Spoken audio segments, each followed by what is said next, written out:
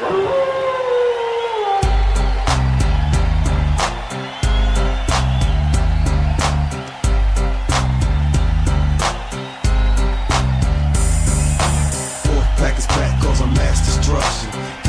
everyone to Podcast on a Pole.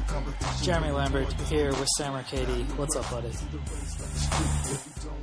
I'm going on a word strike, on a speech strike, talking strike, whatever. What's the actual technical term for not talking? I guess speech strike.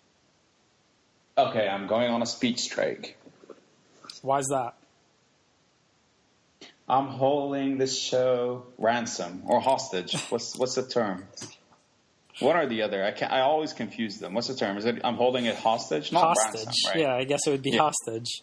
I don't know what you're holding it hostage for. You're going to have to explain the whole situation to me. I think I know, but just go ahead. I cannot be censored nor silenced for much longer. You know what I'm talking about. Somebody listening to this knows what I'm talking about. And to that person, I say, take the necessary measures. That's all. I don't think he listens anymore. I think he's officially just shunned us, and we're not important anymore. Then somebody spread the word. Somebody listening to this knows who I'm talking about. Spread the word. Get the word to that person. I need my demands met. Otherwise, I'm going to start taking action. You don't want me to turn rebellious. That's all I'm going to say. You do not want to make... You do not want to make an enemy out of Sam Katie. That's right. And the last person who actually said that, well, he was right. Look at all of the bad things that happened to Kevin Durant since he made an enemy out of Stephen A. Smith. We mocked Stephen A. Smith at the time, but guess who was right? Yeah, so many bad things. He's making $100 million, and he's going to win an NBA title in 7 months. Well, if he does, then that's a different issue. But for that season, he made an enemy out of Stephen A. for one season, and look what happened. Fair enough. He blew a 3-1 lead. Well, So did a lot of other people this year, apparently. Yeah. Yeah, well... Anyway, so yeah, you're on your own for the rest of this podcast. Oh, this should be real fun then. Podcast is over. Thanks, everybody, for listening. Talk to you next week. We're going to hopefully be on W2M.net if Sean Garmer comes through for me, which he will, I hope. Tired of getting let down. Okay, fine. I'll try. I was waiting for you to actually say something. I knew you could not go more than 30 seconds without talking. Dude, I don't think I've ever went 30 seconds without talking as long as I'm awake, and maybe even in my sleep. Who the hell knows? I never talk in my sleep, but 3 days ago I woke up saying thank you guys, and I have no idea why the fuck I said that. You're Vanderlei Silva in your sleep, apparently. No, that was thanks my guys, not thank you guys. Vanderlei Silva says thanks my guys, right? Yeah, that sounds right. Yeah. Well, he won't be thanking anybody. Is he in Bellator now? I think he's fighting Mirko Krokop in I know about that fight, but that's in Bellator? No, that's in some Japan promotion. It's about the same thing at this point. They also put on the same kind of fights. Yeah. Not that we're complaining. In fact, we originated Bellator's booking, but we say that every week. Well, now Bellator is going to have to deal with a fighters union, as is the UFC. Try never die. How come we never came up with that? Because it hadn't died at the time. But try never die. It's never gonna die. It just can't. And even if it does, it's living through the spirit of Bellator. That's right. God bless.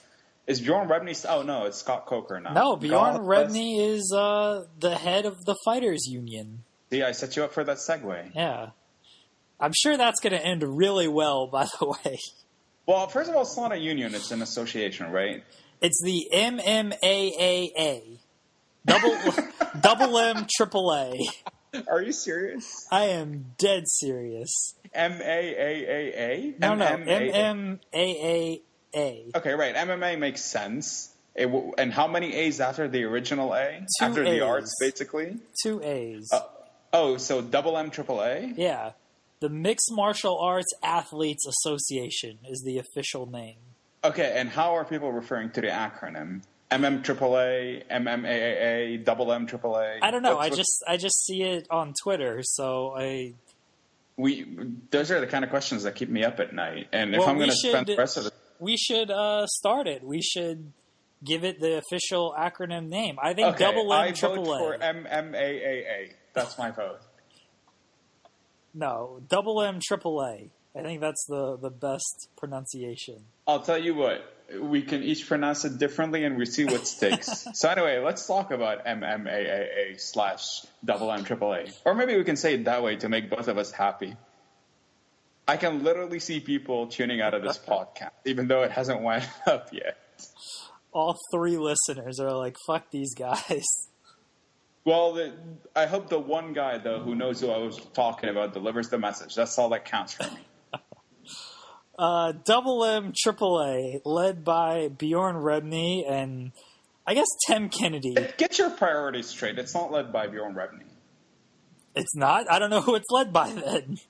Isn't? Oh, I have no idea. I'm completely uninformed about this because, we're recording this literally minutes after it hit Twitter? About 2 hours. Okay, well, that's still technically minutes. It's 120 minutes, so I wasn't wrong. If my math is correct.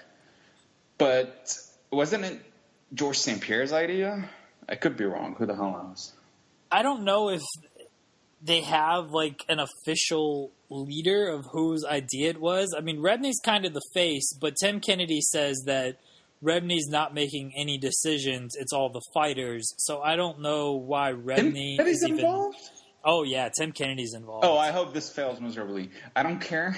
I know I'm being selfish. Maybe it would be. I'm sure it would be fantastic for the fighters, at least compared to what they have right now. But anything involving Tim Kennedy should be a failure. Bjorn Rebney says he has been doing this for 2 years and hasn't been paid and isn't getting paid currently. He's probably not good at his job then. Wait, he's been doing what for 2 years? Leading this union or trying to get this union off the ground.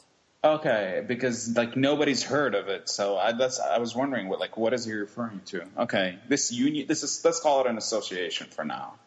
I guess the call did last 2 hours and 4 minutes, and the call started at 4:00.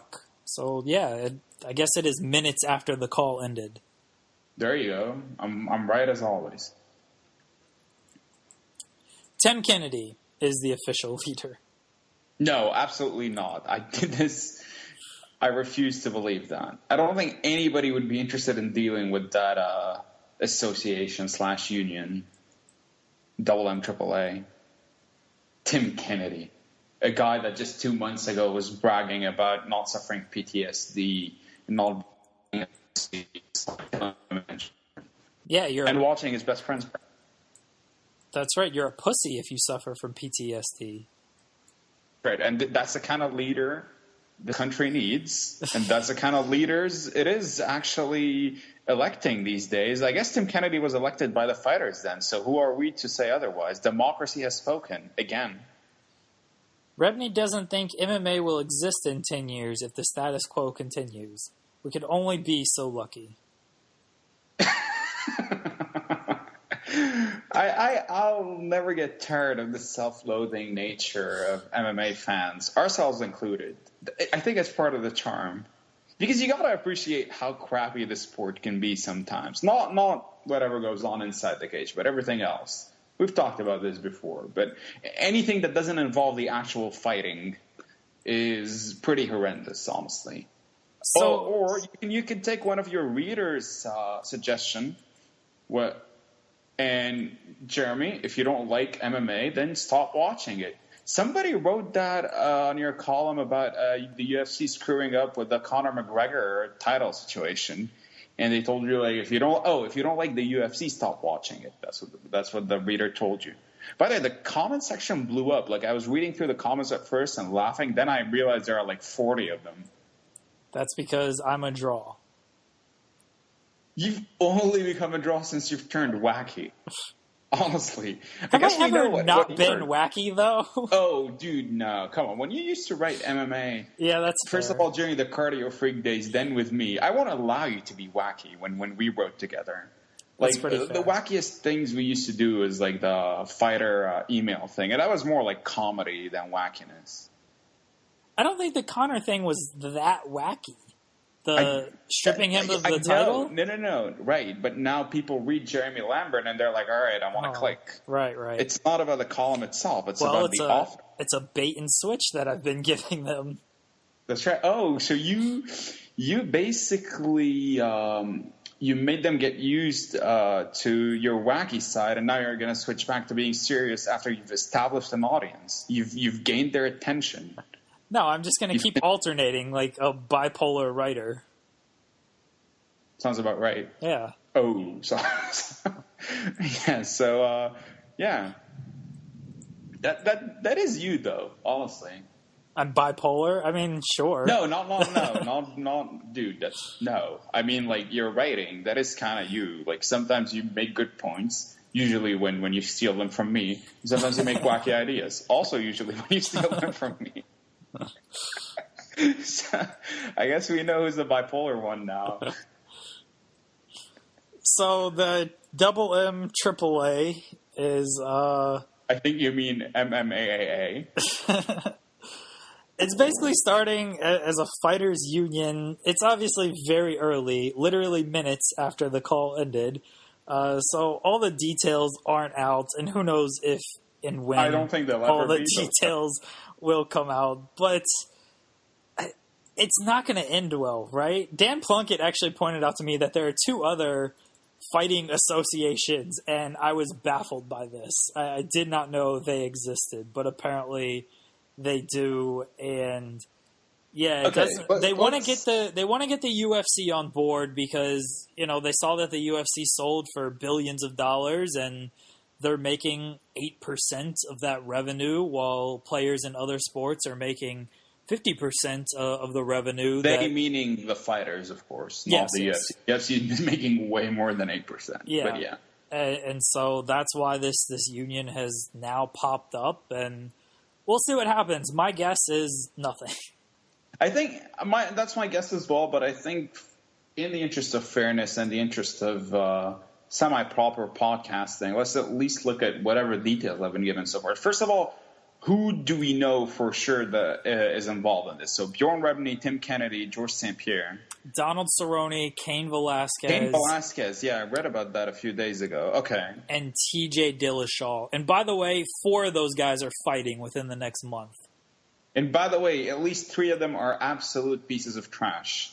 Bjorn Rebney is one of them because that guy owes a shit ton of fighters money. Let's start with that, actually. How ironic is that? Remember back when he was in Bellator, the Champions Clause and how he held fighters hostage? I use that term right this time.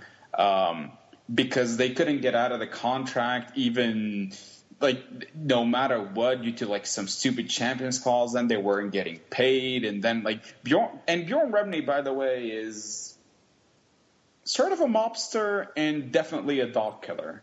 And everything I just said is true to an 80% certainty. The dog killing thing is kind of legit, right? It's been known. Yeah. Yeah, he killed, I think, some boxer's dog to send a message. So there's that. So Bjorn Rebney is a piece of trash for sure. Donald Cerrone, I mean, all right, he's awesome inside the cage, but yeah. Well, the less said about everything else, the better. And Tim Kennedy, as we've just highlighted, is a piece of trash. Or the other one's TJ Dillashaw. That's thunder in the background, by the way, which is pretty apropos because the mad scientist is coming. That's right. That's right.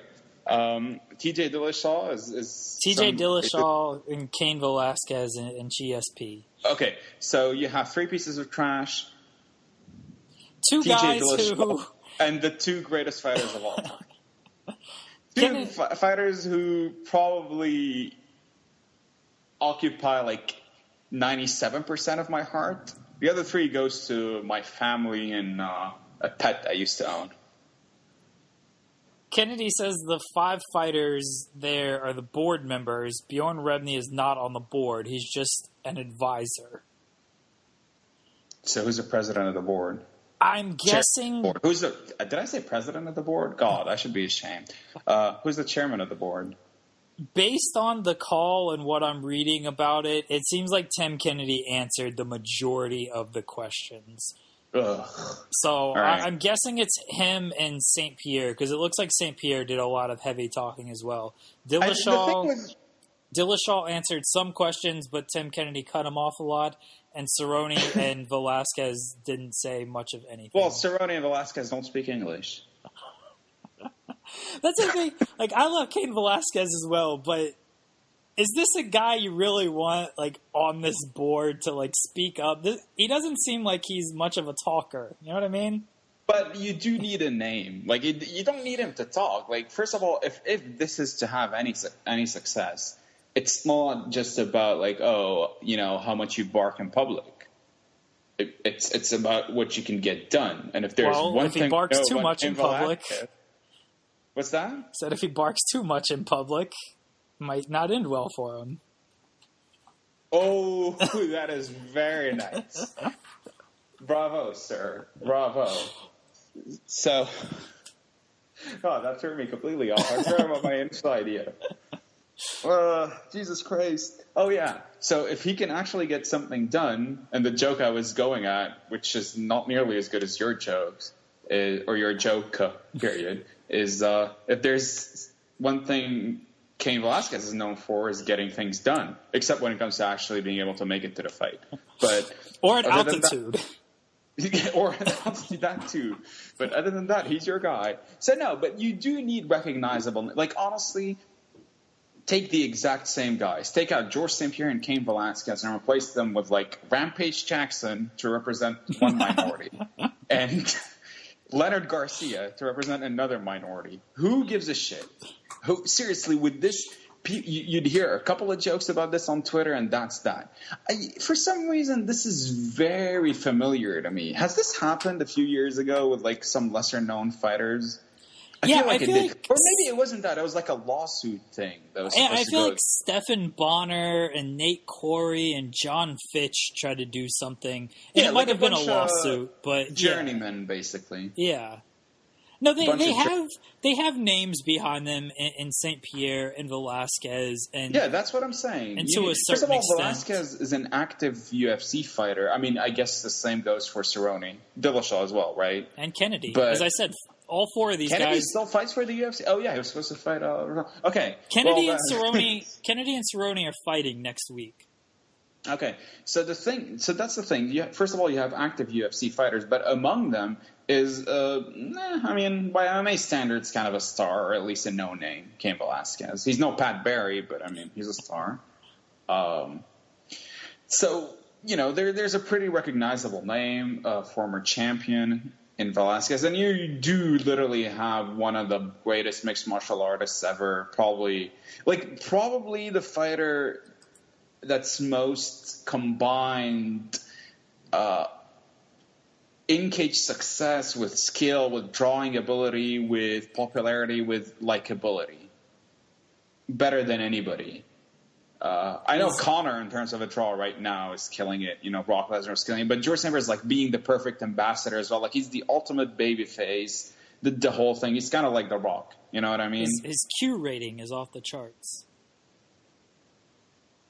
I don't get that. It's way too late here. You're going to have to explain that, Joe. There used to be, and I guess it's still popular, but a Q rating would basically measure, like, your appeal of your brand or just you as a person, like the familiarity and the appeal of you to the masses. And so, yeah, that's the whole Fascinating.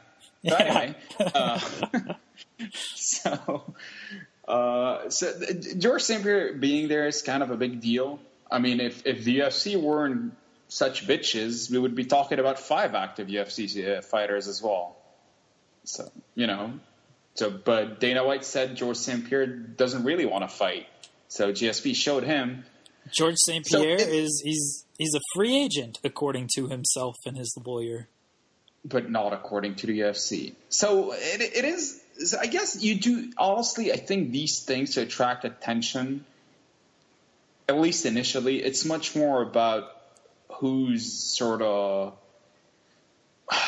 what's the term? Who's basically the face, who's on the front line, then whoever's, really putting in the work. That comes later. But initially, the game. I'm sorry to cut you off, but this is funny, at least to me. They have a Twitter. It's the MMAAA, but it's all lowercase. So it just looks like it's the MMAAA. So it looks like some random Twitter name that somebody would use to troll Dana White. Yeah. Why is it lowercase? That is super unprofessional. Who the fuck is in charge of who's the social media manager for the team or whatever? We need to get his or her name. I'm going to tweet them now and see if they answer me. What's the actual position? It's not called social media manager, social media coordinator, social media. No, I think social media manager is fine. Okay, so who's the social media manager? We need names. Somebody's getting fired for this. George is taking some action. You don't want to make George mad. I'm asking if we can interview their social media manager. That would be fantastic. There will be only one question in the whole interview. Why all lower cases? Thanks for the interview. Appreciate it. So, as I was saying before I was interrupted with a vital piece of information, you do need to see recognizable names in order to at least get people's attentions early on. And I do think as a first step, this probably will work. When I'm saying people's attention, I'm just talking within the MMA community. I'm not saying anybody will be bringing this up on the news. So as a first step, that's probably good. It will work. Beyond that, who the hell knows? You know who should have been the speaker? You know who should have been made to join to represent a minority? The best speaker in MMA. You know who I'm talking about. The Diaz brothers. Absolutely not. Somebody who's even a better speaker. Czech Congo. He said represent the minority, not a foreigner. I don't know who you're talking about. Tito Ortiz. There you go. I was about to say, he's one of the best speakers on the night. Dude, if Tito Ortiz was on that conference call, we would have played it on air right now just to listen to what he said. All 2.5 hours of it. Why not? If it's Tito talking for 2.5 hours, I would listen. Tito Ortiz should have joined, honestly. Plus, he's the biggest draw in sport. And I don't use that term lightly. So do we know anything else about this? So after a 2-hour conference call, there is nothing that contradicts the notion that this is really the, CAAM AAA, whatever the hell that is. Is that the double M? Yeah, C. What's the C? CAAM AAA. Is that another organization, just combining? Who the fuck knows? Who cares? Anyway, dude, this is garbage. What are you doing? No, we don't have any news or anything off of this, and I mean, okay, but what were you reading though? Just a tweet. Oh, okay. Okay, so the CAA is apparently an agency. And they're basically the source for this, and they already have beef with WEM or WME, which just bought the UFC. Well, then that's going to go swimmingly. So apparently this is basically just two big agencies against each other. Right. Nothing will come out of this. And the fighters are just part of it. Some of them are fighting, and some of them are fighting each other. Well, their only chances for this... not Zuffa. Zuffa are gone, thankfully. The UFC refuses Conor McGregor's equity suggestion, and Double M AAA recruits him. Yeah, that's been what people on Twitter have obviously mentioned is they need to get Conor. Yeah, if you get him on board, then you might have something. Seriously. Maybe, but I don't know. Like, here's the... It can't hurt your chances, let's just put it that way. No, definitely. But, like, for something to actually come out of this, it's gonna have to lead to people not fighting. Yeah, and that's never going to happen. Because people not fighting, not getting paid, and they're not getting paid much as it is. People have families to feed. Nobody's going to... Very few fighters are going to be willing to start a movement. You know what I mean? Like, this is not going to turn into some sort of revolutionary movement that ends up with Tim Kennedy being the Rosa Parks of MMA. That's already Karen Bryant, isn't it? That's right. Well, she's yeah, that is true. So I guess the Dr. King of MMA, the John F. Kennedy. He already has the name, so there you go. The John F. Kennedy of MMA. Although if he ends up with the same fate, that's dark. I'm not gonna say it. That's very dark. Dude, that's the guy who bragged about killing women and children. Is that really dark? It is dark, but I wouldn't say it's unmerited. People listening to this are going to be really mad, but come on. Read that post. You'll understand where I'm coming from. Anyway, so death wishes aside. So basically every current fighter that has said anything thinks it's a fine idea, except for the fact that Bjorn Rebney is part of it because he's fucked so many people out of money. Yeah, that's the thing. It's like... I mean, there's only one guy who would have been a worse fit, and that's Dana White. But Bjorn Rebney is like the typical shady garbage promoter. So it is super hypocritical. It's really hard to take him seriously. I guess they needed some sort of, by wrestling terms, like an authority figure. You know what I mean? Like he's the manager for this table, but he's the J.J. Dillon of the Five Horsemen. There you go. If they walk out to the next press conference with a Four Horsemen theme song, this thing is going to be a sure win. It's going to start as a movement. Like they should do the NWO thing. And it can be Bischoff. Bjorn Rebney can be Bischoff. So somebody's going to put him through a table? I'm fine with that. Who should powerbomb him? Cain Velasquez? Yeah, Cain. You got to go with the biggest guy. And the sexiest guy. Yeah, oh, would you... That might be St. Pierre, then it's George St. Pierre. Yeah. Or Donald Cerrone. Close call. No, I'm kidding. But I was going with the Four Horsemen because I was thinking about this from a different angle. I was thinking, like, they start making the that sign, the four-finger sign, and not, excluding the Four Horsewomen thing that Ronda Rousey tried to start. We don't talk of that. And the crowd at UFC events and show of support for Triple M, Double A. I fucked that up again, right? Yeah. Double M, Triple A. Double M, Triple A.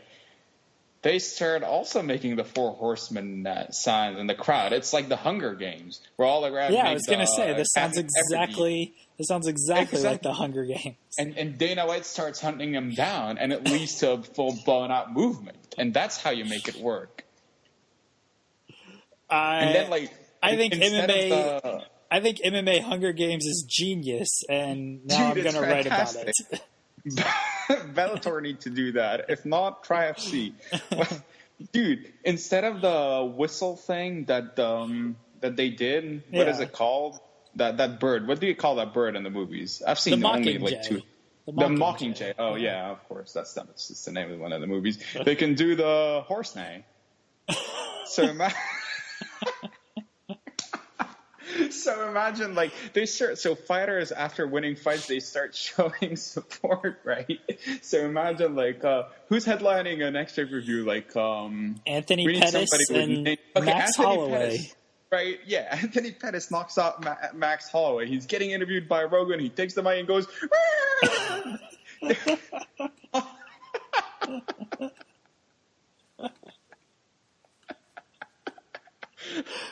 and then... This is the dumbest thing I've ever heard, but I'm 100% behind it. Alistar Overeem is going to eat these fighters. There you go.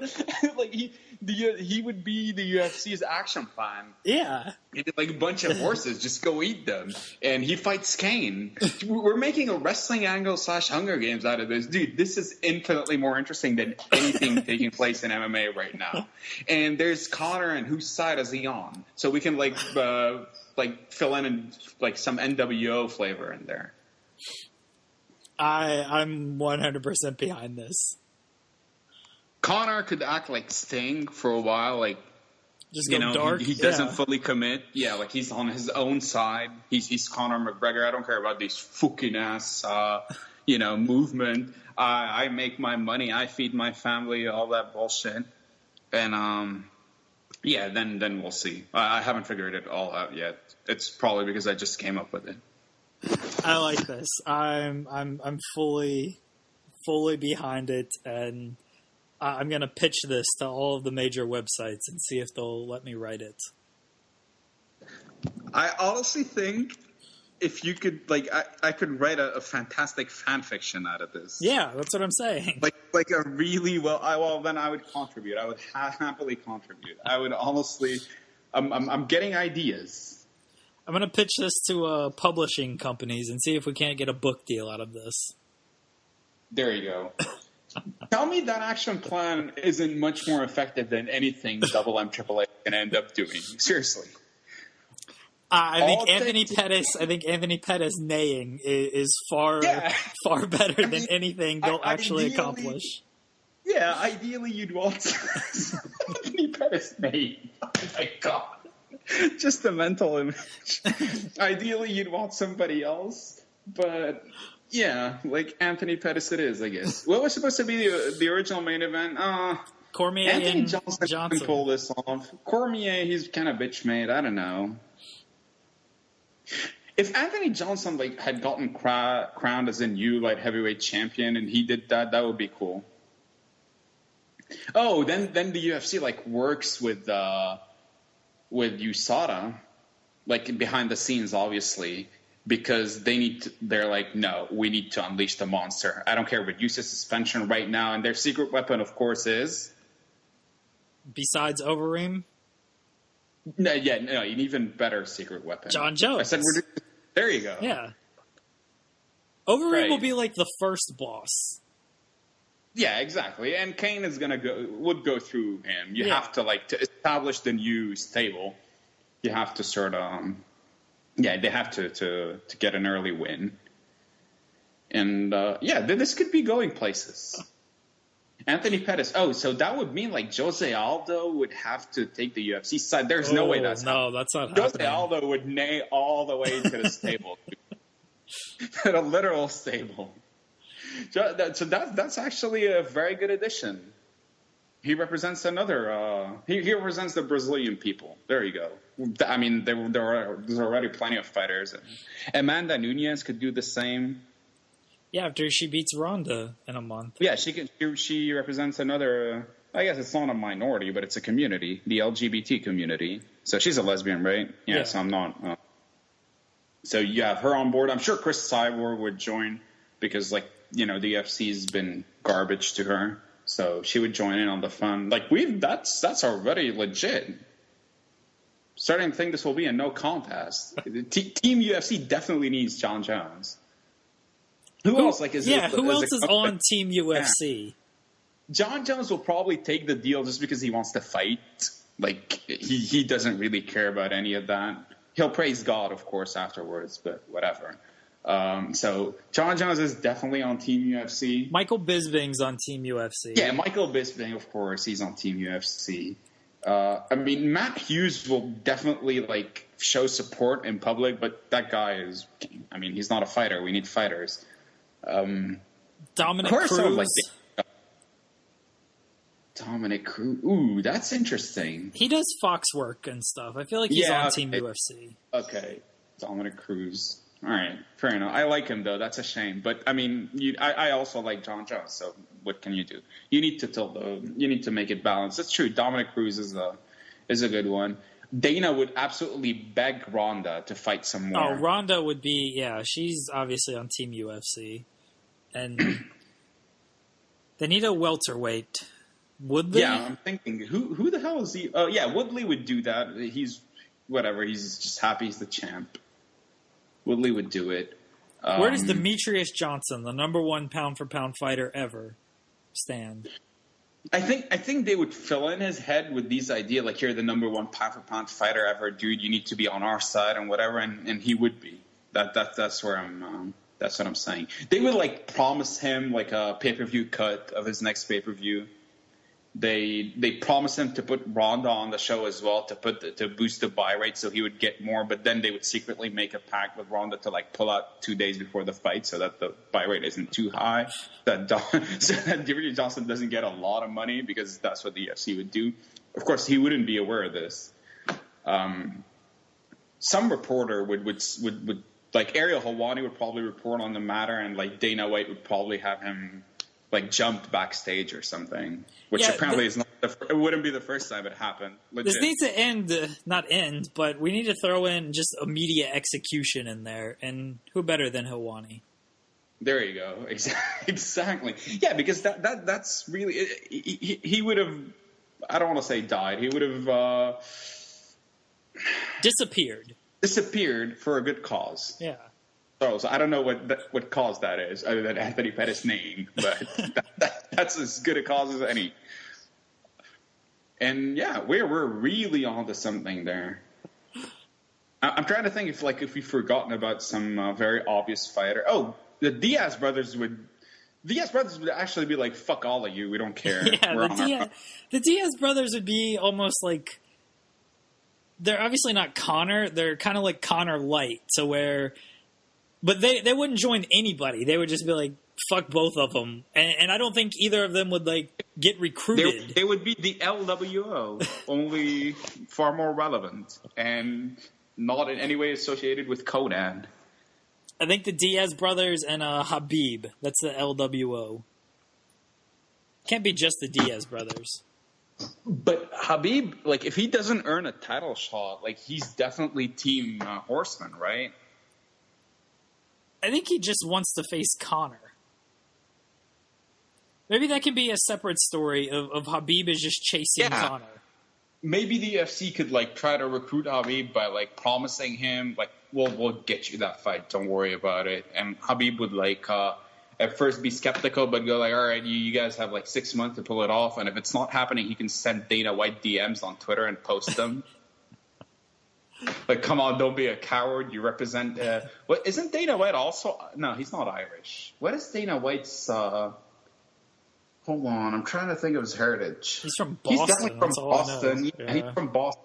So, isn't he like, doesn't he have like an Irish, I mean, definitely not McGregor Irish, but anyway, who the fuck cares? Just Dana White. Mike Goldberg would definitely, I mean, come on, it's Mike Goldberg. We need a commentator. Goldberg would be UFC, obviously. I don't know if the NWO Horsemen would have a commentator. Maybe they don't need. I think Rogan would turn on him. Remember when Dusty Rhodes turned on WCW and joined the NWO? I think Rogan would officially at first be Team UFC because, I mean, it's whatever. But like Rogan would like on his podcast be talking about how he understands the fighter's cause and he thinks there's definitely legitimate gripes to be had, and like the UFC grows dissatisfied. And they can't silence him because he's going to say whatever he wants. And then he turns on Goldberg on air, kicks him in the face. Or, like, hits him with a mic, more preferably. Like, fakes a mic bump. Yeah, fakes a mic bump. Like, just completely just bludgeons him with a mic on his head. Mike Goldberg also would disappear for a good cause. So we got rid of Goldberg and Helwani. That's already a better accomplishment than anything Double M AAA is going to make. So this is going places. Let's go for a walk. It's going somewhere. I don't know where, but sure. And it all started with an A. So that's Double M AAA. What exhaustively. Do what? Very informative. Yeah, what we just talked about will be more than it ever actually accomplishes. But I'm getting really excited about this. Now I'm really taking close. Yeah, I'm happy this happened today. Gave us something to kill time on the podcast and kill viewership or listenership as well. How many people do you think would have clicked, would have closed the window the moment I named? I'm going, if 4 people have listened, at least 3 of them. I think they would have just stuck around and be like, fuck it, we might as well hear these guys out. All right. Well, good. We've had neighing on this podcast. We've had, not literal barking, but talks about barking. This is, it's a pet-friendly show. A show for everybody. So, what else went on in the world of MMA? What about what is it called? Oh, speaking of horses, what about the dark horse of middleweight fights? That was a bad fight. You texted me. Okay, so was it a bad fight by elitist standards like you and me, or an objectively bad fight? I guess by do you think people have been praising it on Twitter, but you and I would not like it because of the terrible technique, or do you think it was just a bad fight? Probably more the former. People on Twitter have said it was an exciting fight. I'm not going to deny the excitement of the fight. There was there was some knockdowns and stuff and whatever, but it was literally 2 guys running forward with their heads down, just throwing punches. That was the fight. Have him fight CM Punk. He follows the same strategy. It wasn't a good fight. There was excitement. There was a couple knockdowns and it was back and forth. It only lasted 3 minutes or something.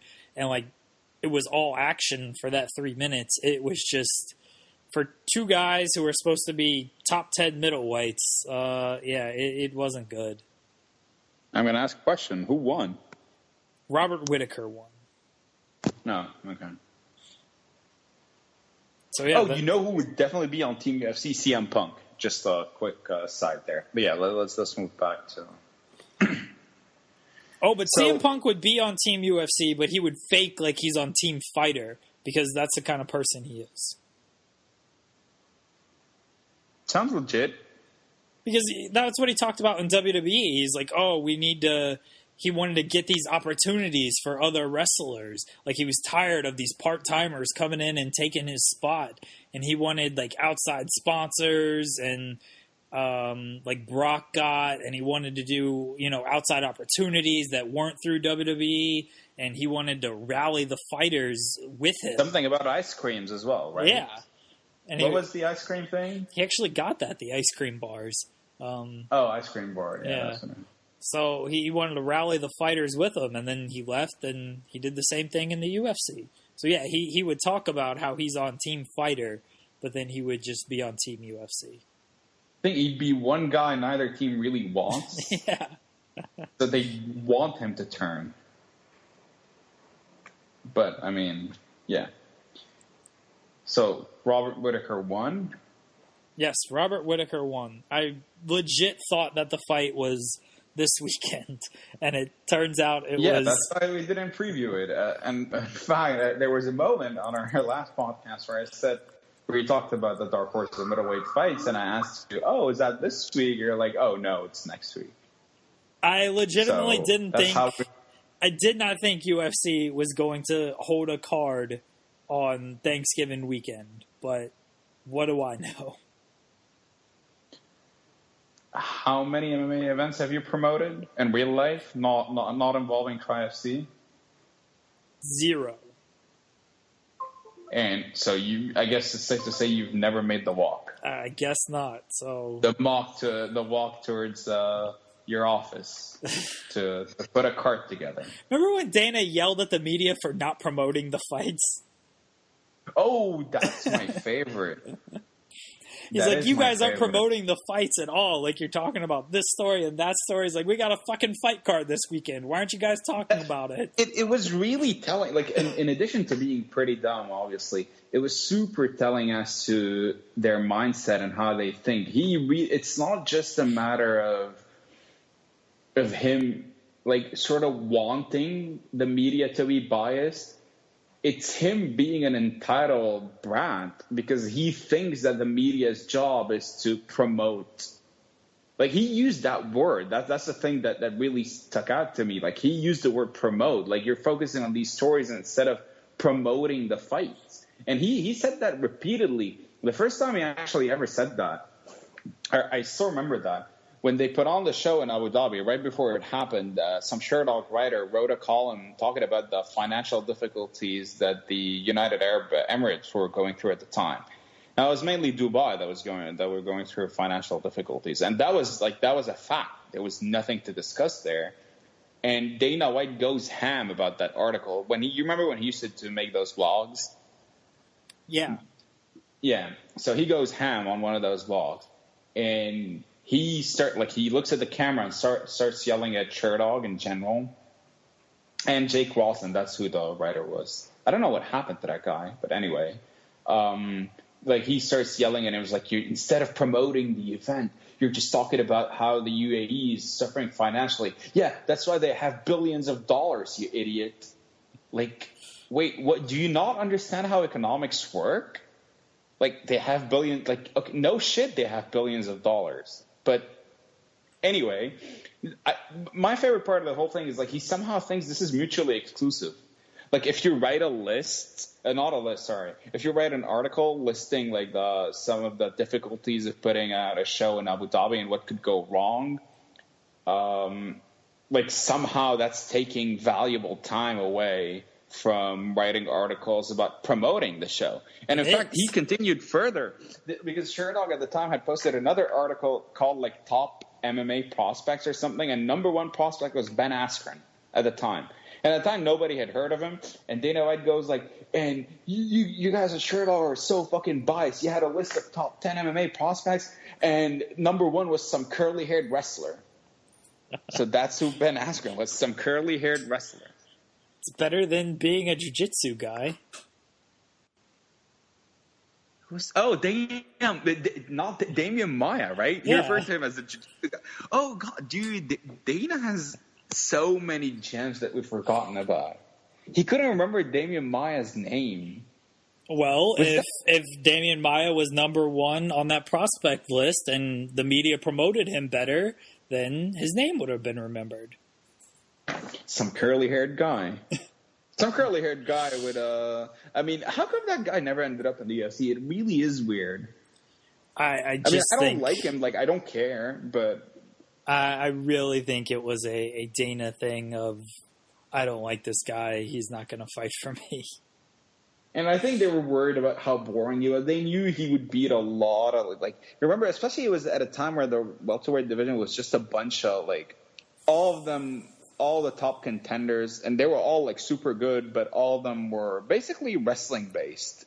And he knew, like, I actually don't know this for sure in the sense that I don't know if Ben Askren would have beaten these guys. Like, I've never been convinced with his entire skill set in general, but he's a phenomenal wrestler. Like, I think he was worried that he's just going to take these guys down and take them down, like, become a contender or something. And yeah, it was really at the point where they were, like, you had to be exciting. Because if you were a guy who won a bunch of fights, but you were boring, and then you lost, like, one fight, they would cut you. Yeah, like, John Fitch was such a problem for them in that division, is that, like, he was beating everybody else but the champion, and he was doing it in such a boring way that they were wishing he would lose. Yeah. Eventually he did. What was Johnny Hendricks was his first loss post GSP? Yes. Not first loss career-wise, like, just, like, I think that was what broke his streak, right? Yeah. Johnny Hendricks, he killed him in seconds. Yeah, and didn't he get cut after that fight? Or did he have, not immediately, I don't think. Did he get cut immediately? I'm going through his list here.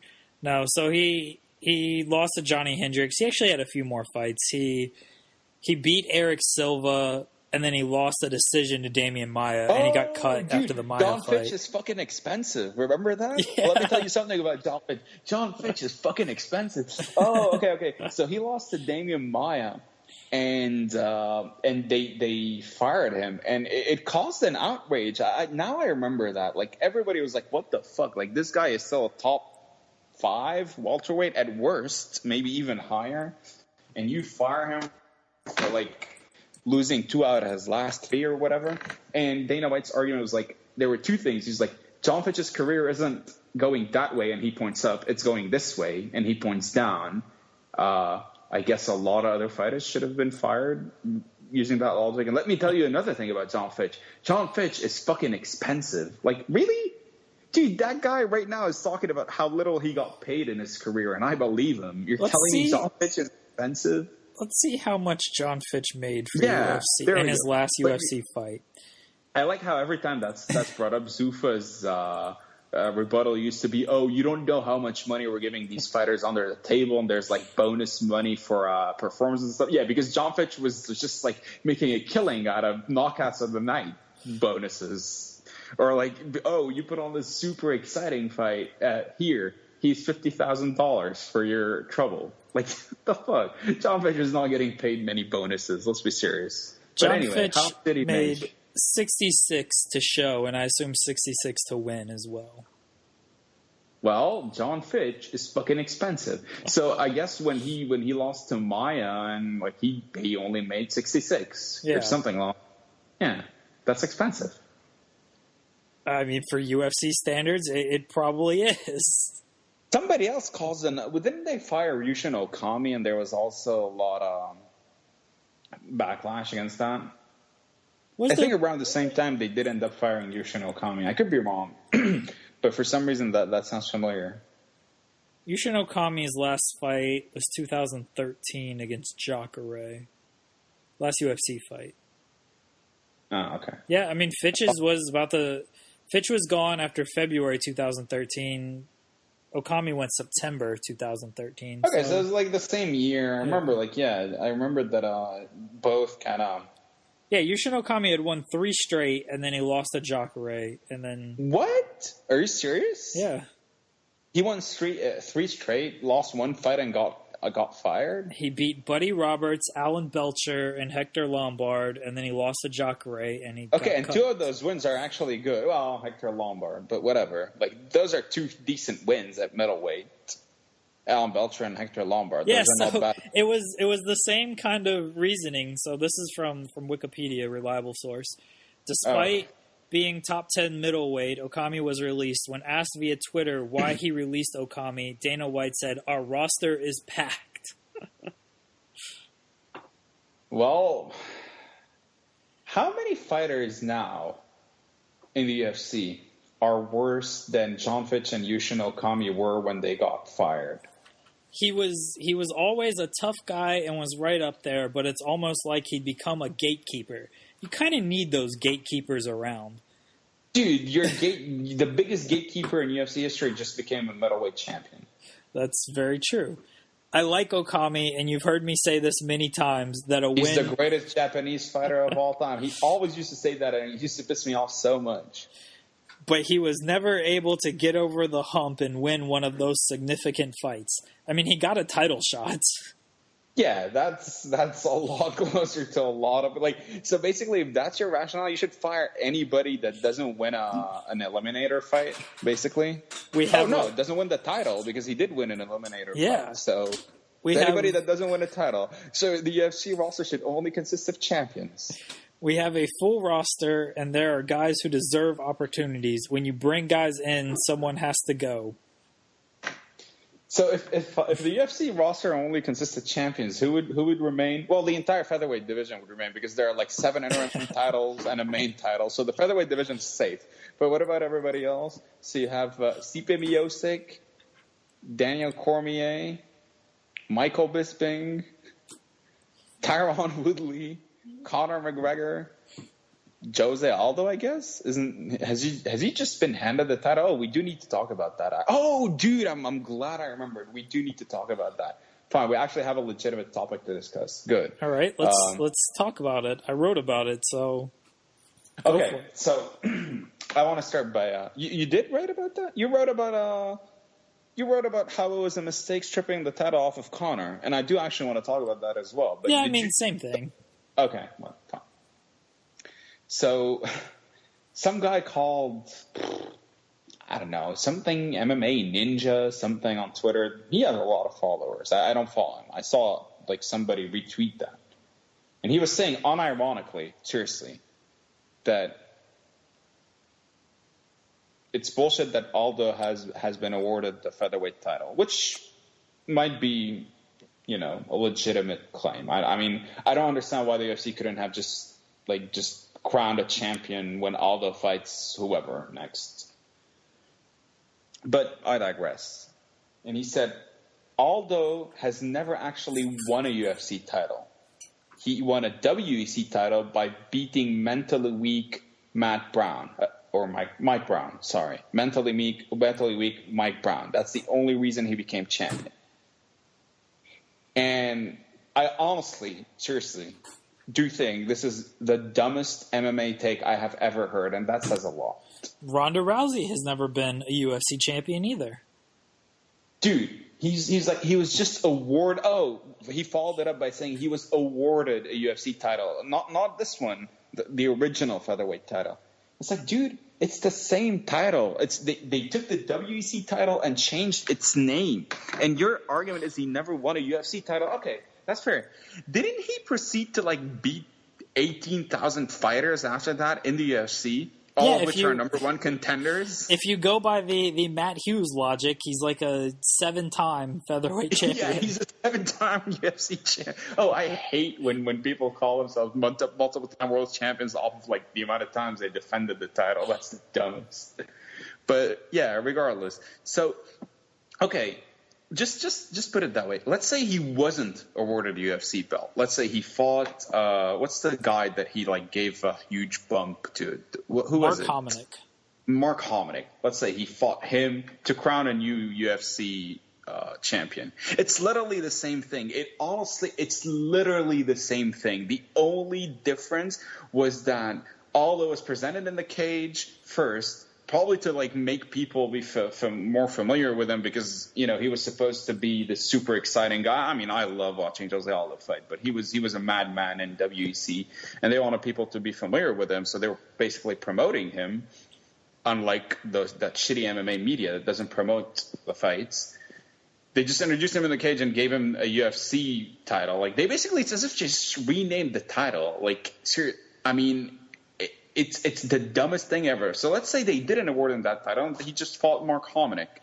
Okay, he won, and then he defended it 6 or 7 times. By that logic, Conor McGregor never won a UFC title. I mean, that title isn't legit either. Well, he won the lightweight title, but that featherweight title, he didn't win it. He won it from a guy who was awarded the title. The title is not legitimate. It makes no sense. What I just said also makes no sense. I know. But my Ronda Rousey comparison works better.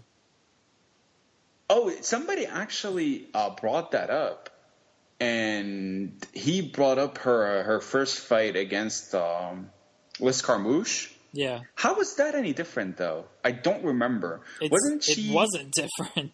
Wasn't that fight to crown or was Ronda the Strikeforce champion? They just named her UFC champ. Yeah, Ronda was a Strikeforce champ, and they just named her the UFC champ. Oh, so that take is even dumber than I thought, and it was already the dumbest I've ever heard. It's really baffling. As I said, my Rousey comparison's much better than your it was much better, but McGregor thing.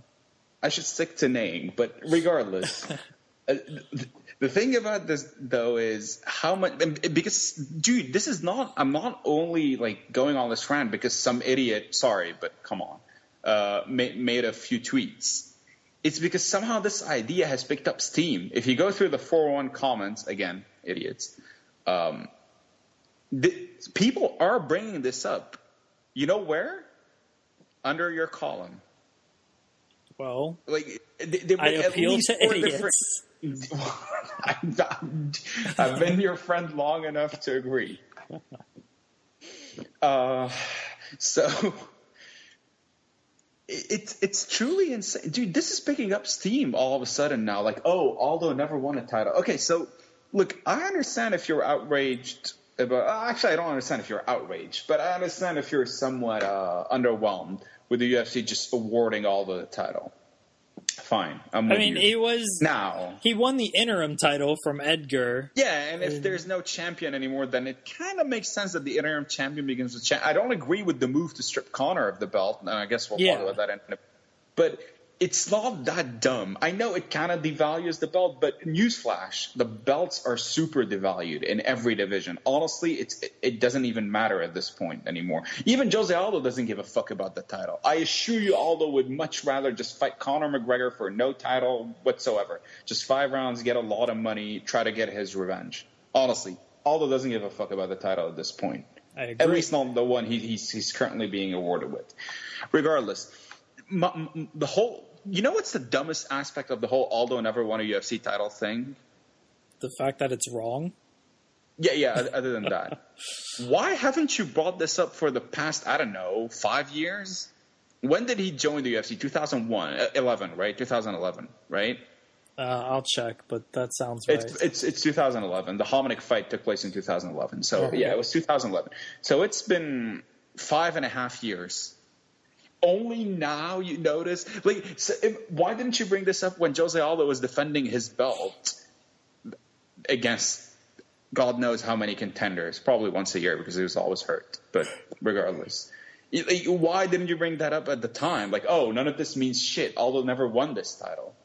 People get so hung up on technicalities and swords. It's like, you know what other thing this reminds me of? I agree your Rousey analogy was the best, so stop bringing that up. But remember when people would try to make arguments for Cyborg versus Rousey not to happen, and they're like, "Oh, Rousey's the champ. Like, why should she go up to face Cyborg? Cyborg's not a champ."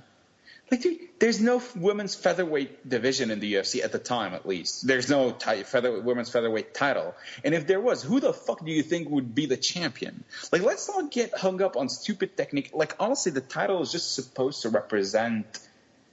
It really is. It's supposed to be the result of achievements. You know what I mean? Like, okay, you're the best in the division because you've beaten the best guy, and this is sort of like physical proof, physical evidence of that. It's not about the name or the actual belt. It's about what it represents. So if you're Jose Aldo, I don't give a fuck if he was awarded the title in 2011. The fact is, even if he was at the time, let's say he was never WEC champ. Let's say he never had an MMA fight ever. And Dana White was like, I like that Brazilian motherfucker. I'm going to just name him the champion. It would have been bullshit at the time, but him winning all those fights afterwards legitimizes him. So even if Jose Aldo was not a WEC champ and it was not already at the time one of the best pound-for-pound fighters in the world, he had won enough sense to where that argument makes no sense. So honestly, for somebody to be that dumb, it baffles me. Now let's talk about Conor being stripped, unless you have something to add to this, but I don't think you do. No, I didn't know this was a thing, honestly, that people... Oh, dude, it honestly bothered me. It's been picking up steam, and it's really bothering me, as you may have noticed by now. I'm glad you got that off your chest. Right. So... I read through your column. I was honestly more interested in the comments. You're always more interested in the comments. For your columns, yeah. I like like this divisive figure you've become. So I just wrote about Conor being stripped of the belt and how, I mean, same thing with just the titles and them not mattering. Like, Conor became a double champion 2 weeks ago, and I mean, they fucked it up immediately by not having the second title. And then 2 weeks later, they just strip him of the first title. So, wow, your accomplishment lasted 2 weeks. Like, it's just so... It felt like they just wanted to assert their power over him and be like, we really run the show. And they wanted to make... Daniel Cormier got hurt, so they lost the title fight for next week's show, UFC 206. And so they wanted to make Holloway against Pettis like an important fight. And the only way to do that is... Because the buy rates are just going to shoot up through the roof just because of an interim title. That's what I wrote. Like, it's not going to change anything. Like, this interim title adds absolutely nothing to this fight. If anything, I like how you said it's an interim title. It is. It's kind of like it's an interim title, and I'm pretty sure I wrote this, but it's an interim title. And when Aldo decides I don't want this fucking belt, I just want to fight McGregor, and he moves up to 155. Like, then this double interim title becomes the real undisputed title. So, no. It shouldn't become the real undisputed title. You should crown a third interim champ. And then have the double interim champ fight the triple interim champ for the... That's right. And he would be the most undisputed champion in history. It's so dumb. Like... It adds absolutely nothing to next week's card. No one's buying this card now because, like, oh, this interim title is on the line. Like, you're either buying it for Pettis and Holloway, which no one's buying it for Pettis and Holloway, or you're not. They might after this podcast because we've promoted that fight. We've told them what's going to happen. That's actually true. Although our credibility has taken a hit after you've promised everybody Anderson Silva versus George St. Pierre, which I guess is still on the cards. Who knows? If they had just booked that fight for this event, then it wouldn't be an issue. They'd have their fucking title fight, or they'd have their big fight. They wouldn't need a title fight. It's dumb. And like to strip Conor of the title, like his coach. I don't think Conor's actually said anything since he's been stripped, but his coach was like, "Yeah, it's bullshit." Like he didn't give that up. Like they just took it from him, and he's obviously not happy about it. Look, here's the thing. Oh, first of all, for that idiot on Twitter, he should also say the same about Daniel Cormier, who never won a UFC title. So there's also that. Anyway, he won an interim title and he won an interim promoted. Title, right? Yeah, but can he win the interim title? That's the question. So here's the thing with Conor. It does strike me like he doesn't really have an interest in actually defending the featherweight belt. I just think he likes holding two titles together, and I mean, who can blame him? And we've talked about how much UFC fucked up not having that second belt ready after he beat Alvarez. So it's not like I don't see where Conor is coming from. I do think if Conor had just absolutely declared unequivocally, like, I have no interest in defending this featherweight title, okay, strip him of the title. Since he hasn't, although he probably would, even if he wouldn't say it, just wait on it. First of all, wait on it in order to be able to promote him. I know at this point Conor doesn't need more promotion, but dude, have him walk into his next fucking fight carrying two belts. That would, even if it's in July, you crown a third, fourth interim title. Who cares? Have the whole featherweight division hold interim titles. Nobody cares. Tyron Woodley can lend them his title. I'm sure Michael Bisping would do it for the right amount of money. Who cares? Just have them all wear titles. The point is, use that. Don't devalue that win. And I mean, Conor did become the only multi-divisional champion simultaneously. That will never be taken away from him. But just wait on it. There was no need to make it happen that soon. Try to figure things out first. Try to see if he would fight Aldo. Try to see, okay, what his plans are after, the dude is probably still on vacation after his last fight. Like you said, he said nothing about that. And that's probably why. I'm sure he's still he doesn't really want to think about these things right now. And then, calmly figure things out and act accordingly. Don't just – it's a power play, and it's bullshit. That's what bothers me about it. Yeah, and that's similar to what I wrote, is they should have just waited and just talked to Conor and basically just been like, listen, your next fight needs to be at 145. By the time he fights again, it'll be over a year at 145. So – your next fight needs to be at 145. You need to defend the title. We're going to do the Aldo rematch. And if Conor says yes, great. You do that fight. And as you said, it's a cool visual, this guy walking in with his coach holding up both titles as he walks in. Conor's holding the Irish flag or whatever, and coach has got two titles. Or Conor just has both titles over his shoulders. Shit. And if he beats Aldo, he can wear three titles, including the interim title. Think about that. Yeah. He can wear it around his neck. And if Conor's like, yeah, I'm just not going to fight at 145, I'll give up the title. Like, if that's what you want me to do, I just have no desire to fight at 145, then fine. He gives up the title willingly, and then it is what it is.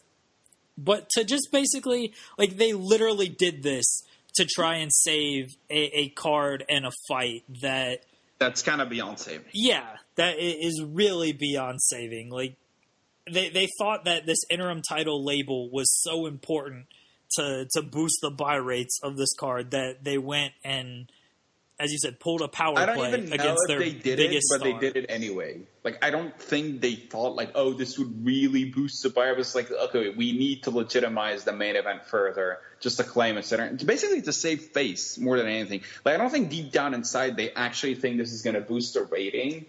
But the buy rates. But for appearance sake, it's like, okay, it's better. It's a title fight. You know what I mean? Like, oh, the winner will fight Jose Aldo for the undisputed belt, Joe.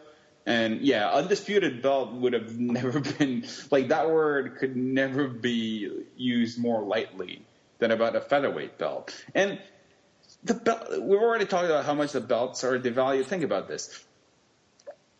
Your light heavyweight champion, your true light heavyweight champion is undefeated, as in never lost his title.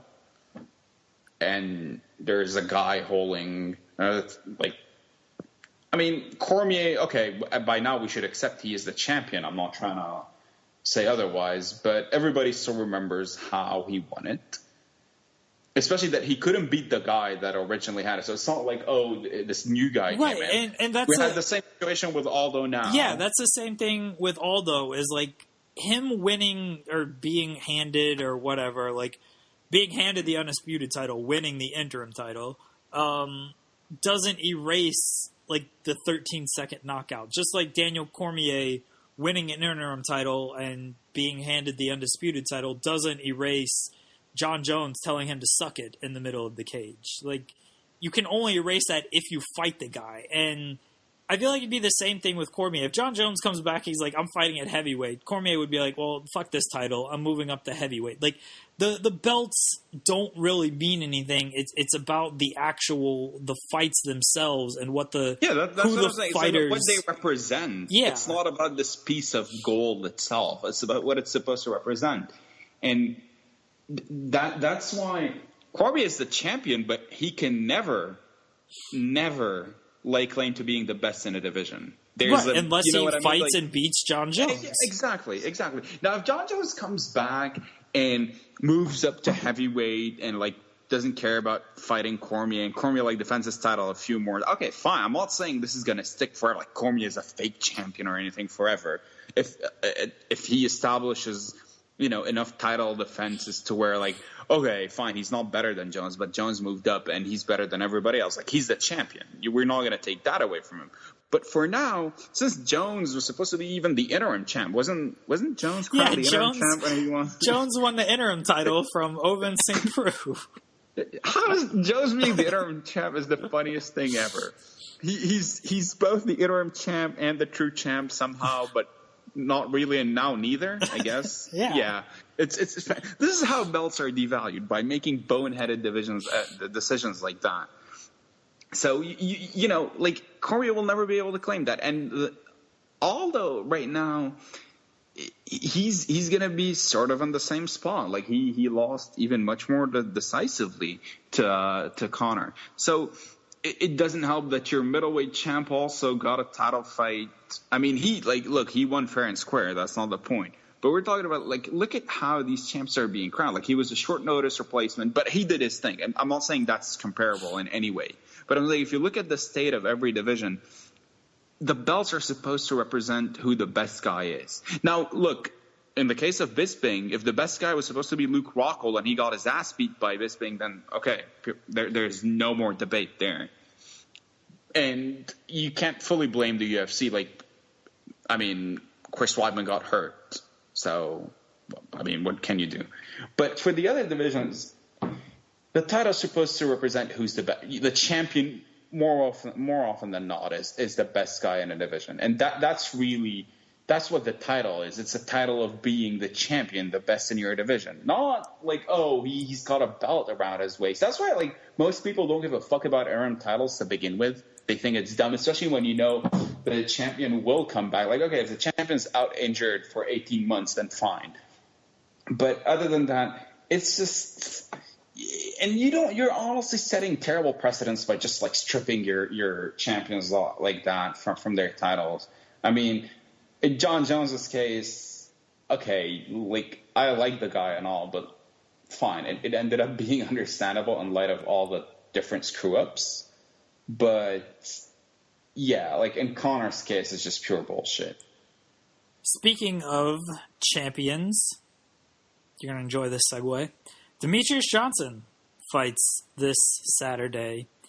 He will fight Tim Elliott, winner of the Tournament of Champions. What Tournament of Champions? So this season's Ultimate Fighter was called the Tournament of Champions.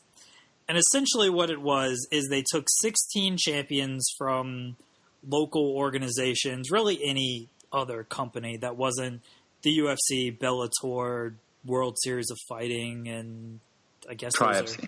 And Tri-FC. So they took the 16 champions, the 16 flyweight champions, and they did a tournament where the winner of the tournament got to fight Demetrius Johnson. And Tim Elliott won that tournament. Tim Elliott is a former UFC fighter himself who went 4-2 in the company and lost to basically every good flyweight. And now he's going to fight Demetrius Johnson. Well, you know what I'm going to say, partner? Shades of Matt Serra. That's exactly the same story. Fighting as a top pound for one of the top pound for pound fighters in the world, exactly as Matt Serra was.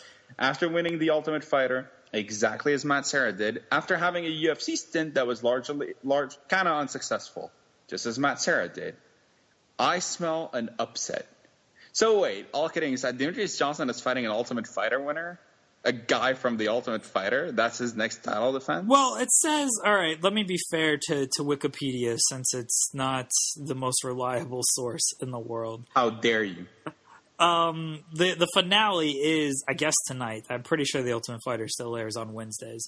The finale is tonight, and Tim Elliott is fighting Hiromasa Agikubo, who is some champion from some other organization. So the winner of that will fight Demetrius Johnson. But yes, he is fighting an Ultimate Fighter winner, no matter how you look at it. Okay. So how do you know that it's Tim Elliott, though? Well, Tim Elliott is listed as fighting Demetrius Johnson this Saturday on Wikipedia. Is he? Is he what?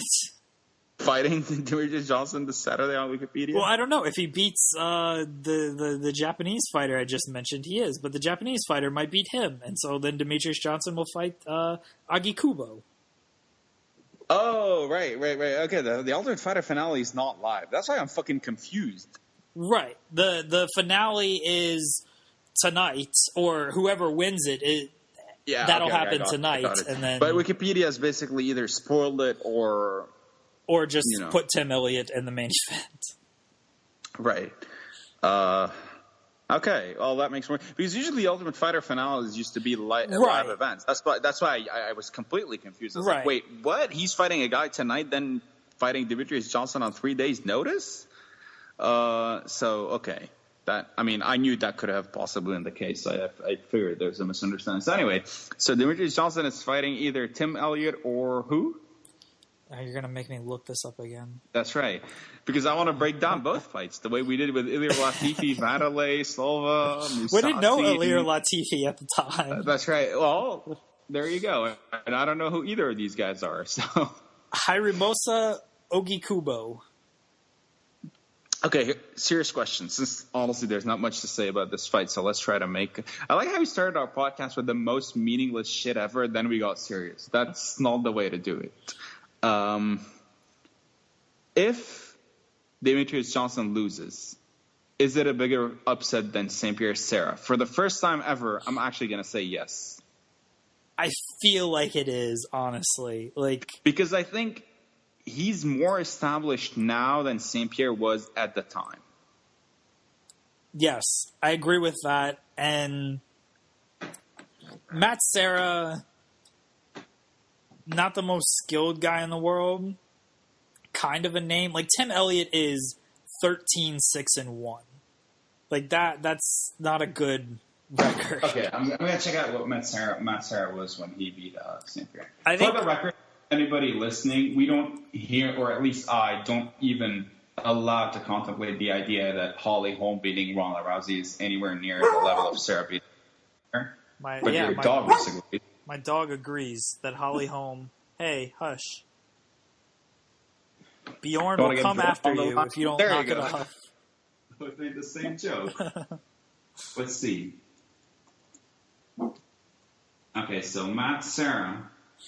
Wow, has that guy gotten fat. When he fought George St. Pierre, he was 9-4 when he fought St. Pierre. Well, that's a pretty bad record, too. Yeah, but he had beaten Chris Sladle, Ivan Menjivar, Jeff Coran. He fought BJ Penn. Okay, lost, but you know what I mean? He beat Eve Edwards. So I would say Matt Serra was more accomplished at the time than those guys. Yeah. Okay. Oki Kubo is 15-3. That's a legit record right there. Probably none of them against fighters with UFC with Wikipedia pages. He doesn't even have a Wikipedia page. Oh. There you go. I had to go to Sherdog for this one.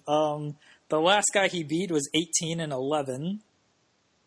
He lost to Haraguchi, who I'm pretty sure made it to the UFC and might have even fought Demetrius Johnson and lost to Demetrius Johnson. He did. I'm a savant. Savant. Fuck out of here. So yeah, that's the one guy that I've seen. Oh, and I've heard of Eduardo Dantas. So basically, every guy I've heard of that this guy's fought, he's lost to. All these other guys are just random Japanese fighters in the Shuto promotion who all have extremely mediocre records. Well, this weekend, this guy, and not Tim Elliott, will fight a guy you've actually heard of and win. The number one pound-for-pound fighter ever. Take it to the bank. Your next bantamweight champion. Oh, flyweight champion. Can't even get the division right. Who knows? Maybe even he'll move up and destroy Dominic Cruz. Become the Japanese Conor McGregor. Joseph Benavidez fights Henry Cejudo. Okay, but hold on. The best pound-for-pound fighter in history better destroy whoever the opponent is inside, let's say, 7 minutes. I think anything over 2 rounds is a blow-up. Unless he is so good that he just lets it go 24 minutes and grabs an armbar in the final 5 seconds. Whoa, I feel like I should know that joke, but what's the reference? I'd have to look at Demetrius Johnson's... someone who... Goldberg said that? No. Oh, he did it against Haraguchi, oddly enough. Further proving you're a savant. Yeah, he submitted him with 1 second left. No, it was not a commentator. It was someone who does live coverage of UFC fights. For which website? The only website that matters, Sammer. Oh. Who the fuck said that? Oh. Whoa. All right. Moving on. I do remember that, actually. You texted that to me. I didn't know that was said. You actually were the one who texted that to me. Well, I have a shitty memory these days. Joseph Benavidez fights Henry Cejudo. They were the 2 coaches on The Ultimate Fighter. That's a good bet. I assume the winner of this will fight Tim Elliott or Oki Kubo after they beat Demetrius Johnson. Does Demetrius Johnson beat them in a triple threat? Like in a triple threat, sure. In a handicap match, does he beat them? Yes. No. Yes. No. Dude, be realistic. I always go with the 1 over the 2. So that's Russell Westbrook. Benavidez and Cejudo is a good fight. I actually like it. I think Benavidez beats him. but it's a good fight. I can't say I've seen either of these guys fight in the last year. I know Demetrius Johnson. It's more than a year, but okay. I know Demetrius Johnson just fought Cejudo earlier this year, and Johnson beat him in the first round. And I really can't remember the last time I saw Benavidez fight. He's on a decision run. He has decision wins in his last 4 fights. The last time he finished a guy was, take a guess. The last time Joseph Benavidez finished a guy? Yeah. I remember he go through a phase where he was like knocking people out, and it was supposed to be something. Yeah, but then he fought Demetrius Johnson, and Demetrius Johnson knocked him out. Yeah, I remember because the talk was about like some guys have natural power, other guys don't. Wasn't that the fight? Yeah. Yeah, Joe Rogan said Joseph Benavidez, he just has natural punching power. Some guys have it, and guys like Demetrius Johnson don't. And then Demetrius Johnson knocked him out. Are you saying Demetrius Johnson has unnatural boxing power? I would guess so. Okay, so I'm supposed to remember who was the last opponent Benavidez finished? Yes, it was after the Demetrius Johnson fight, after he lost by knockout to Demetrius Johnson. Okay, is it a top 10 fighter? Yes. Problem is, I don't know who the fuck is in the top 10 fighters. I actually don't know if he's a top 10 fighter, but based on what might happen this weekend, sure, he's a top 10 fighter. Based on... Oh, so is it one of the guys that are supposed to fight? Oh, shit. Hold on. Okay, so you just listed the Japanese dude. Oh, so the other guy, Tim Elliott. Yes. Ironically, Joe, all these guys have fought each other. So the last time what happened? Knocked him out? Submitted him? What happened? He got him in the alpha male choke. Team Guillotine. Oh, Team Guillotine. Yeah, I remember when that was a thing. But Cejudo and Benavidez is a good fight. It'll be your typical flyweight fight, I'm sure. Okay. So I'm checking Benavidez's record, and I see that he has a win over Darren Uyenoyama. You remember Mike Goldberg having a field day with his name? I like that. They just gave up and started calling him Darren. That's all. That was the first time they ever did it for a fighter. He was the original Joanna. Or Johanna, or Joanna, something. Jake Ellenberger against Jorge Masvidal. That's not a bad fight. Jake Ellenberger is still alive? Yeah, it's not a bad fight. I think Masvidal beats him. Is Ellenberger dropping down to 155? Oh, no, it's at welterweight. Masvidal's moving up. What the fuck is wrong with these guys? No, Masvidal's moving up to welterweight. I actually never thought Ellenberger was that good, so I'm going to go with Masvidal. I don't know who anybody... Oh, Sarah McMahon against Alexis Davis.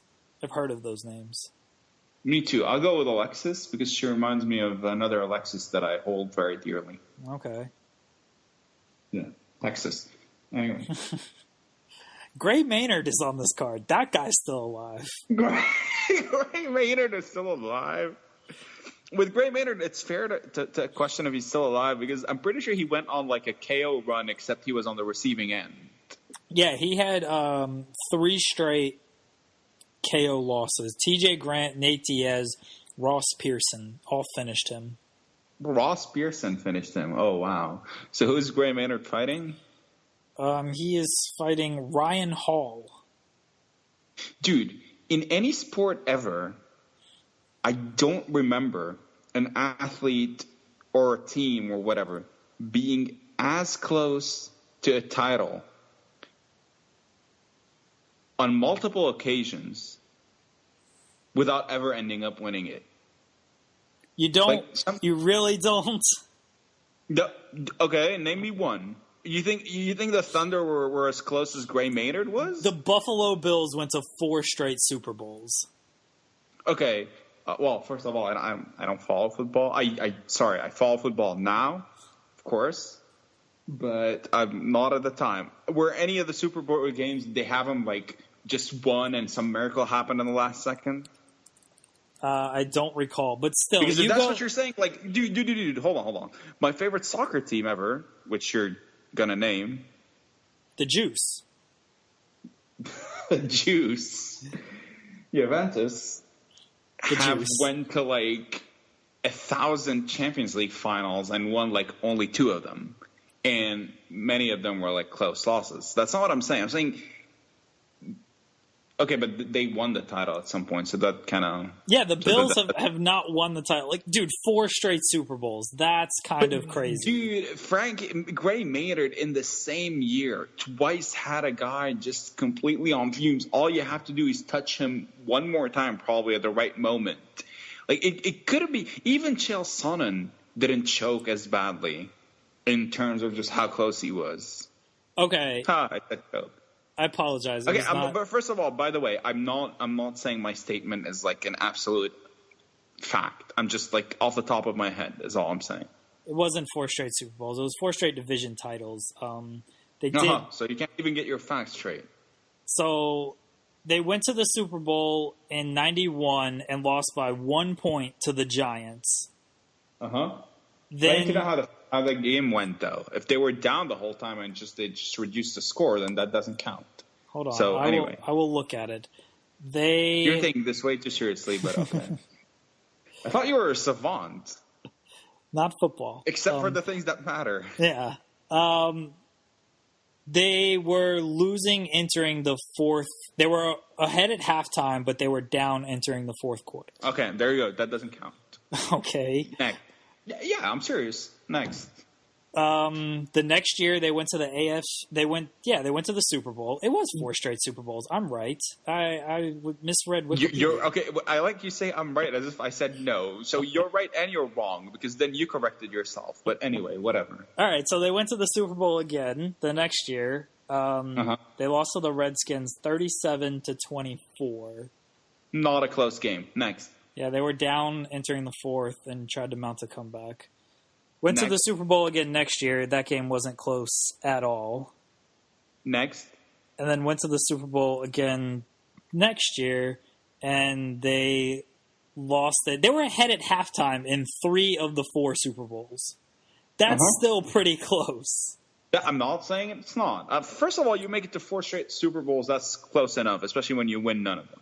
I'm not saying otherwise. I'm actually trying to think.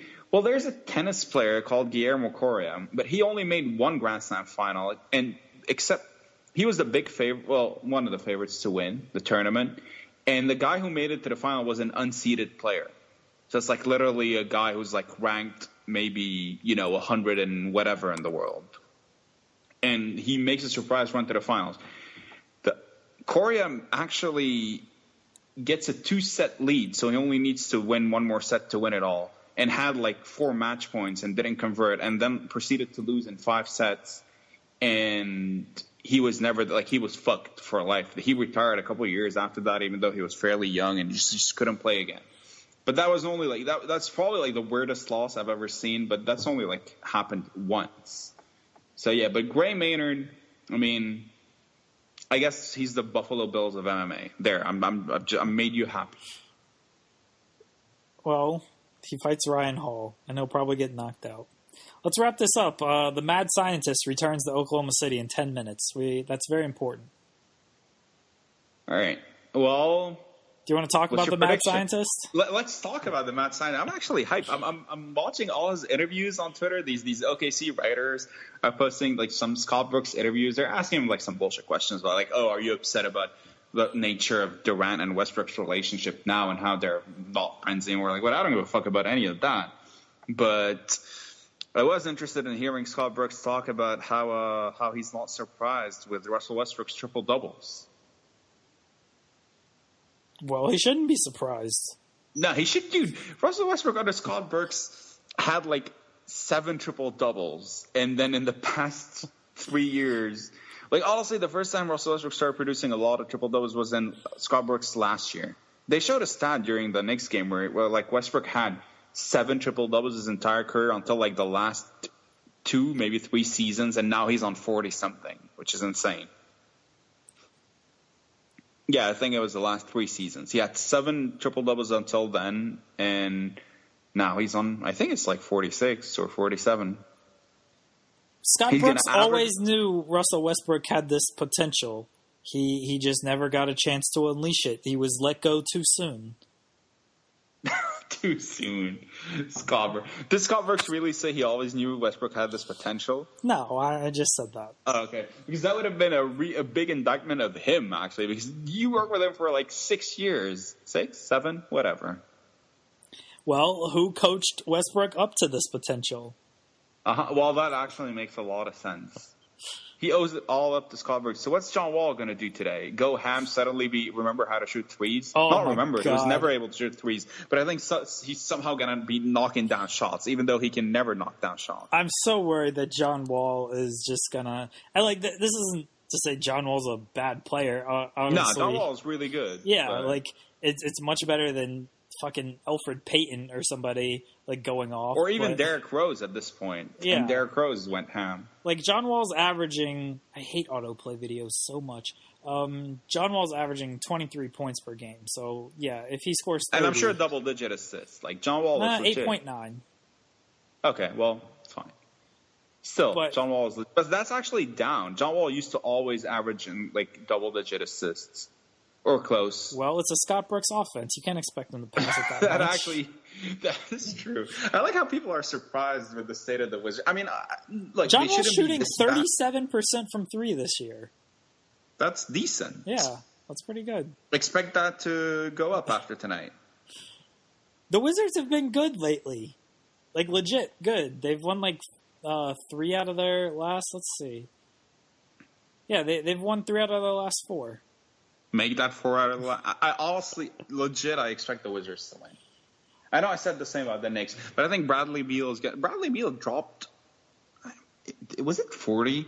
Maybe not 40, but they showed a stat line during the Knicks game when I was watching the Knicks against the Thunder. They showed Bradley Beal was on 36 points or something. I expect him to go nuts as well. But it's a Scott Brooks team, though. I don't know. No, Bradley Beal is.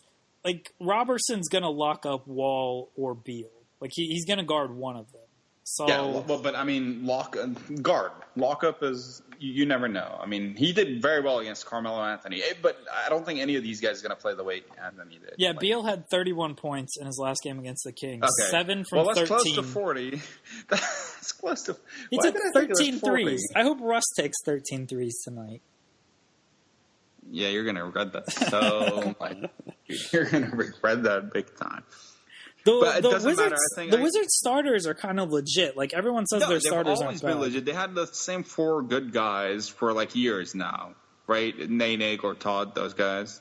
No, Nene's gone. Nene's gone? Yeah. Who's their big now? Marcus Morris. Okay. Who's good? Or Markieff Morris, I'm sorry. Marcus is in Detroit. Didn't they have Paul Pierce one year as well? Yeah, they had Paul Pierce, not last year, but the year before. And then, they were legit then. Did they make it? Yeah, they did make it to the playoffs. That's why they brought him here. Yeah, that's right. He got a shot. Yeah. That was the year Russ hit the game-winning layup against them and did the greatest dance of all time. Oh, that's still one of my favorite pictures. Yeah, he topped it this year with the dunk on Clint Capella. Oh, and the celebration after that. Yeah, that one was just as good. It's a Scott Brooks team, dude. I'm hoping. It's hard to predict. It's hard to predict OKC wins a game, but it's also hard to predict the Scott Brooks team wins a game. It's really, I think they're gonna just play into a draw. The game just runs out, and they're like, everyone fouls out. Yeah, ours is better than yours. Just take the draw. Oh, I can't wait for Coach's Corner. Game, though. Wasn't the ours better than yours, the Wizards game? I'm pretty sure it was. I think it was, too. I really think it was. I don't know why I remember. Actually, I know why I remember that. It was a monumental moment in MMA history. A piece of NBA coaching greatness. All right. Well, we got to watch the mad scientist go to work here in the next 5 minutes. Can't wait. If Scott Brooks loses, I think it's about time to ask a very valid question. Was Scott Brooks ever any good? That's a legit headline, though. You should dude. Promise me you'll do something similar. I'm writing a Thunder column for tomorrow where, at the bottom of it, there's just random thoughts, and so sneak in the thought. Yeah, you I don't will have to use it as a headline or a title. Yeah, because I had that game, or I'm talking a little bit about the Knicks game. The main story on that is your story of why Russell Westbrook is still with OKC. How was that my story? Because he asked, what's next? Not what's what now? Next and not what now. Yeah. But yeah, that is fantastic. All right, okay. So yeah, I'll talk Scott Brooks on thunderousintentions.com tomorrow. I'll plug that. We'll be back. Good, but how does it feel to have a medium? Very good, actually.